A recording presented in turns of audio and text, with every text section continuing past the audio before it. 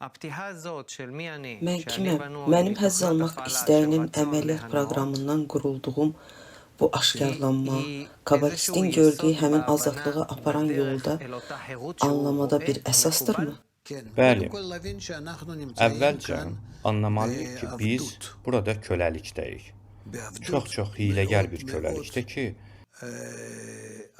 bizi 100% bağlayır. 99 yox, 100%. Və bu köləlik bizdən soruşmur. İstəyirik ya istəmirik. Biz sadəcə bunun içindəyik. Hətta soruşmaq imkanımız da yoxdur. Ev sahibi kimidir? Mənim ağam kimdir? Mən onu görmürəm, onu aşkar etmirəm. Hər kəsə elə gəlir ki, o ev sahibidir. Kim? İnsanlar elə hiss eləyirlər ki, hər kəs özünün ev sahibidir.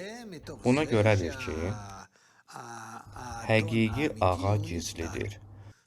Və onda mən elə düşünürəm ki, mən azadam. Nədə azadam? 100% təbiətimə xidmət etməkdə azadam. Yəni mən nə istəyirəmsə, səhər qalxmaq və həyatdan zövq almaq, gəzməyə getmək və vaxt keçirmək, yaxşı yemək və min cür şey etmək. Mən hiss etmirəm ki, bütün bu şeylər mənim ağamdan gələn əmrlərdir və mən onları yerinə yetirməyə məcburam. Bax, təbiət və ya Tanrı tərəfdən fərqi yoxdur kim. Necə xüsusi bir hiyləgərlik var ki, o mənə belə əmrlər göndərir. Güya mən onları istəyirəm və mən yerinə yetirirəm. Kim oxumağa qadirdirsə, kim məqaləni açmağa qadirdirsə, o, həqiqətən hiyləgər bir köləlikdə olduğunu görməyə başlayır. Mənim bütün həyatım elə bir ağaya satılıb ki, o, həyatımın hər anında mənimlə istədiyi hər şeyi edir.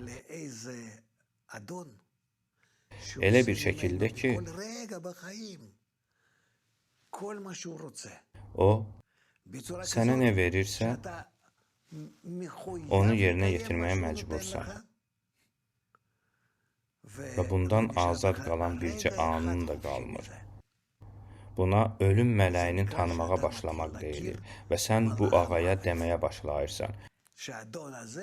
Bu mənim ölümümdür. Çünki o mənə həyat verdi. Amma bütün həyatım boyu məni 100% kölə edir. Mən nə etməliyəm? Elə bu andan etibarən artıq səndə azad bir insan oyanmağa başlayır. Və onda sən soruşursan, mən bu köləlikdən, daxildən, ağlımda və ürəyimdə belə qurduğum bu köləlikdən necə xilas ola bilərəm? Mən onu özümün içimdən necə çıxara bilərəm və məni idarə edən bu dəhşətli ruhdan boş qala bilərəmmi? Əgər insan belə hiss etməyə başlayırsa, o artıq yolun başlanğıcındadır. Əgər mən sizi düzgün anladımsa, o əslində bizim gözlərimizi açmaq istəyir.